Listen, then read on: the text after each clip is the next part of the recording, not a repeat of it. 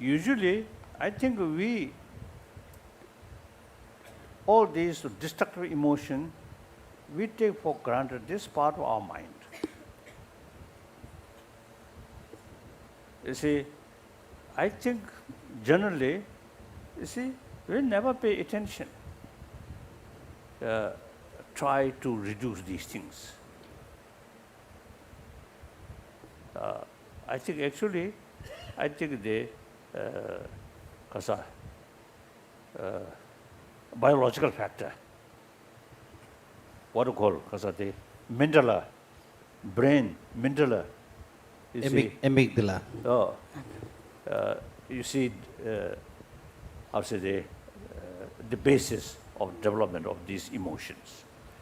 So we consider this something normal. But through experience, it's clear we can change this emotion with the help of wisdom. The destructive emotion is have to deal with fuller knowledge about the counterforce of that destructive emotion. So that's why we call training of mind.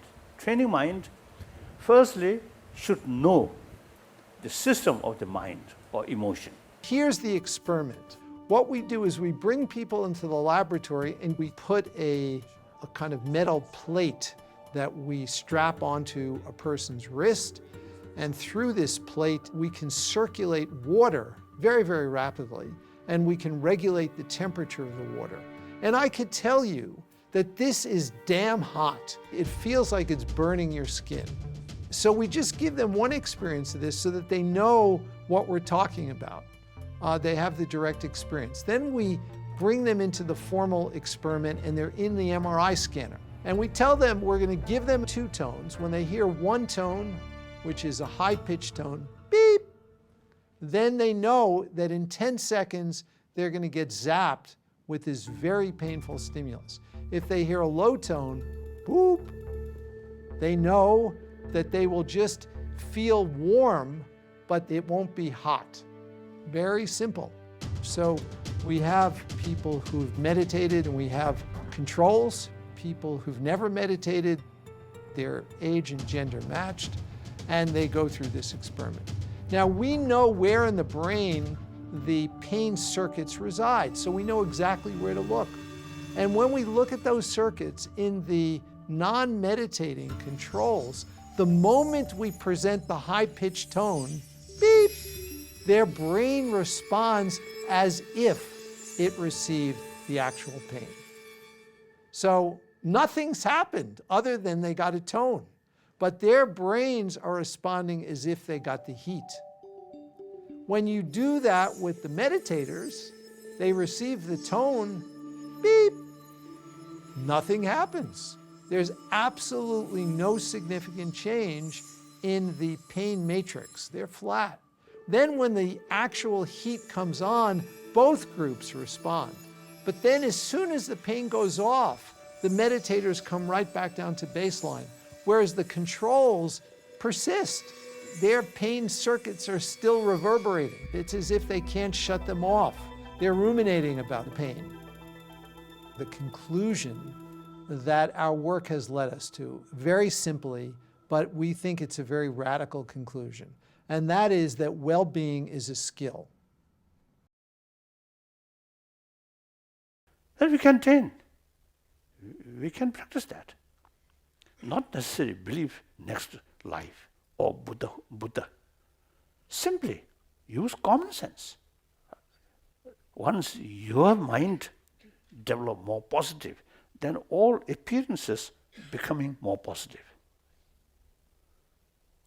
Here within yourself, very negative, then all appearances appear something negative.